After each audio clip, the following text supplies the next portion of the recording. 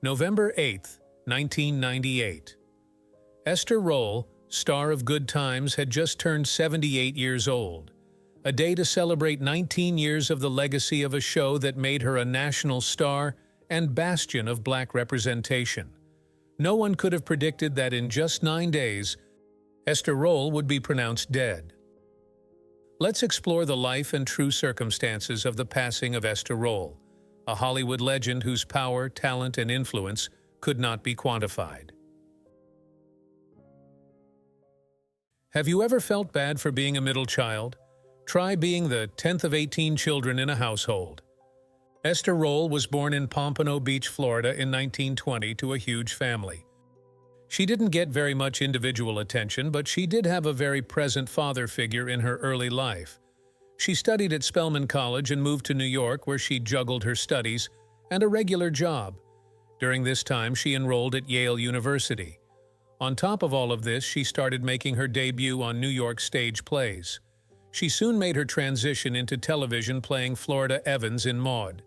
In the background of all of this, Eric Monty and Mike Evans were dreaming up the script that would change Esther's life forever. Esther Rolle is the reason The Good Times exists. The show is a spin-off of the show Maude. In that show, Florida Evans is the maid of Maude Finlay. Her character inspired an entire show that involved her family and the dynamics that existed within it. She was at the steering wheel of the tone and direction of the entire show. She had to fight Norman Lear to make sure the show had a father figure present. She wanted to represent the complete nuclear American family as she saw it. She wanted to represent an African American family that had never been shown on television before until that point. Norman wanted Florida to be a single mother, but Esther believed this played on negative racialized stereotypes. This made Good Times a record-breaking and revolutionary show. The Good Times hit TV screens in 1974 and saw immediate success. People wanted to watch this funny show and found the family dynamic interesting. From the episodes that were being run on a weekly basis, Esther Rolle had amassed a net worth of $3 million. As the shows she worked on grew in popularity, she was paid more for each appearance. Rolle was nominated in 1975 for the Best Actress in a Comedy Golden Globe Award for her role in Good Times. The show was being watched all across America and had an influence on the culture of television and representation.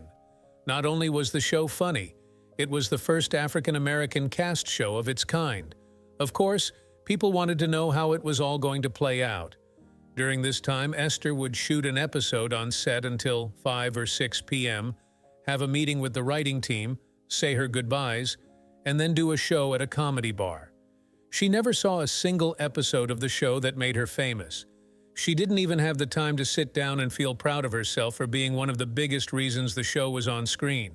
No, Esther was dedicated to the work, not the result. She wanted to make a comedy show like no other, and she did. Good Times at its peak was changing television forever. Remember, The Good Times was before The Cosby Show, My Wife and Kids, and The Fresh Prince of Bel-Air. This is the show that modeled the formula that those African-American family dynamics in entertainment ran on. There was never a black television equivalent of All in the Family or The Simpsons before The Good Times.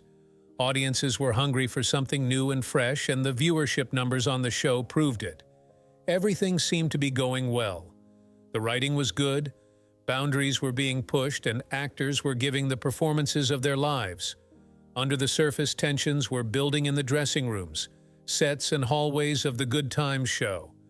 Something terrible was coming, but it wasn't something anyone could have been prepared for. In 1977, Esther quit The Good Times and said that it had become a clown show. And she isn't wrong. Most people, including myself, stop watching after everything gets weird around season 5. Nothing feels the same, the plot is jumping all over the place. It seems the show has forgotten the core of what it even came onto screens to do. People were there for more than just a cheap laugh, but Norman Lear would beg to differ. Mike and Eric, the creators of the show, had always imagined that the show would be about a typical American nuclear family of 5. 2 parents and 3 children. Norman Lear, however, didn't think this would be funny enough for the audience. He preferred to portray a single-parent black household with a dysfunctional dynamic and to highlight the character of JJ, the village idiot of the household, even more.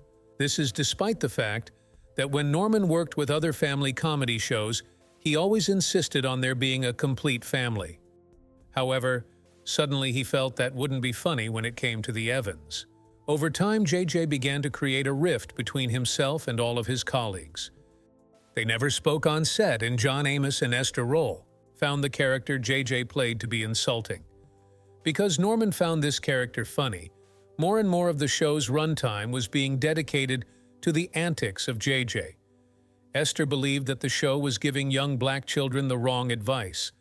The character Michael, who aspired to be a lawyer, was being pushed out of the spotlight, and children were instead prompted to look up to JJ, who could get out of a bad situation by just saying "dynamite" and goofing about. You know what would actually be totally dynamite? You clicking that subscribe button and notification bell to keep getting Black Hollywood content that takes you on an adventure through the golden age of black entertainment media. If you're missing the good times, they're right over here. Give the red button a click and I'll keep them coming. John Amos had enough. He didn't want to renew his contract and he didn't want to be a part of the show. John Amos decided to quit his role as James Evan, and the writers were left scrambling for a new plotline or father figure. During this time, they tested out the idea of JJ and Florida working side by side to keep the family afloat. But when that didn't quite work, they introduced Carl Dixon. Carl was meant to be a love interest for Florida, despite the recent passing of her husband. So, near the end of the show, we have more JJ, less of everyone else, Esther out of the picture, leaving the children in a parentless household, and no father figure to be seen. Esther was never going to be on board. They had scrapped everything that she came on to that show to create. In early 1990, Esther Rolle's health began a rapid decline. Her diabetes was affecting her kidneys, and she was put on dialysis to assist with the condition. After she turned 78, every day was a struggle, and just 9 days later she passed away from diabetes complications. When Esther passed away, she was divorced and had no children. There is a rumor that Esther left all of her wealth to Shirley Mae Robinson. Shirley was the daughter of Esther's ex-husband. Shirley passed away in 2021 at the age of 71. Information about who someone leaves their estate to is privileged and is usually not shared with the public. There's a rumor that Shirley got all of Esther's money and her house and spent all $3 million of her dollars. This did not happen. There is no record of information that states that Shirley ever received money as a result of Esther's will, and no record stating that she ever owned the house. The house Esther Rolle lived in was abandoned after she died, most likely because Esther was never assigned a sole caretaker or new owner of the home. When someone passes away without a defined will for a certain amount of wealth or property, the government usually takes the liberty of dividing it amongst all of your surviving family and spouse. Esther had a large family of 2 parents and 17 siblings who had their own children and families. They would be more likely to get her wealth once she passed away according to state law, as her stepdaughter was not directly related to her in any way anymore. They were effectively legal strangers to the court. Esther Rolle has been gone for over 2 decades, and yet we still speak about her as though she's still here. Like Norman Lear said, wherever she was, you knew she was there. Esther was not just an artist, but an artistic revolutionary who fought to create art that mattered and art that upheld her values. She fought stereotypes on television and refused to participate in productions that perpetuated lies about her community. Esther Rolle was especially dear to the African-American theater scene that bore her.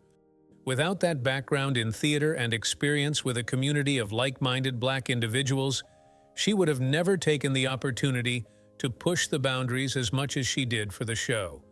Back in the 70s, the black theater was a tightly knit community, a community where one could meet many different people who were still the same in many ways. Because theater didn't have the same funding and profit standards as television, they could afford to take artistic risks and tell stories that otherwise would not have seen the light of day.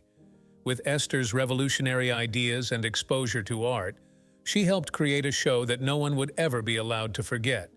It's just too bad Norman had to ruin it. Click on this next video for another deep dive into the lost legendary stars of Black Hollywood. What do you think about Esther's story?